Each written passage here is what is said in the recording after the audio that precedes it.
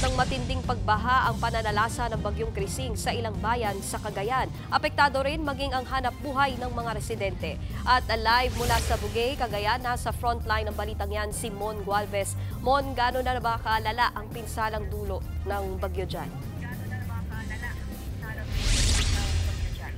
Nikki, dahil sa walang patid na pag-ulan kahapon dahil nga sa bagyong Krising, baha naman nga ang naging resulta sa ilang bahagi ng Cagayan gaya dito sa Bugey. Pero yung katabing bayan nito na Santa Teresita, nako, lahat ng barangay talagang apektado ng pagbaha.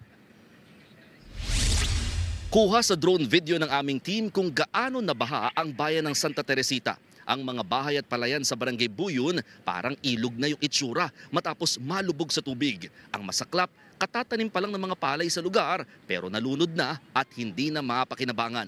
At dahil sa walang tigil na ulan kahapon, lahat nga ng 13 barangay sa bayan naperwisyo ng baha. Hindi naman nalalayo dyan ang sitwasyon sa bayan ng Bugey. 10 mula sa 30 barangay ang binaha.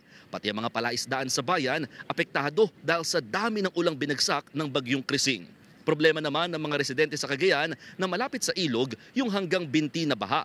Bukod kasi sa halos walang tigil na ulan, umapaw na rin ang ilang ilog sa lugar. Maging ang mga bahay, pinasok din ng tubig. Ang ilang residente, inangat na nga ang kanilang mga gamit.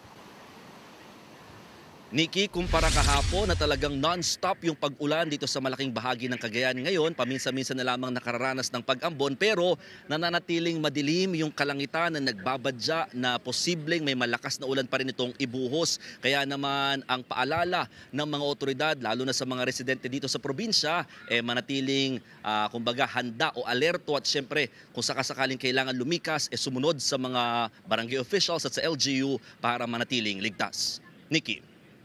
Yan ang Express Report ni Mon Gualvez, live mula sa Bugey, Cagayan. Mga kapatid, Nikki de Guzman po. Para sa pasada ng mga rumaratsyadang balita, mag-follow at mag-subscribe na sa social media pages ng News 5.